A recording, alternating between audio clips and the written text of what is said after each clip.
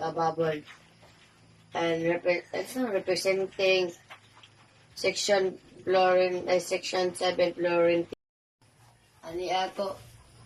Ani ako karon para ipakita akong graph of family picture.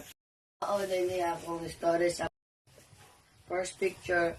Kuyog na ko ang akong tita, akong edad ani 5. Og second picture akong kuyog ani akong mama baby na 2 anyos ko ani. Yan katsam. Yung kiniya po akong kuyog ni akong mga igagaw kini si Hazel o kini si EG o ginaskilid ako ni. Ya kini mo ni mong talong pamilya. Kini ang mama ako ang mangudo og si papa. Og maorang dahil niya ang akong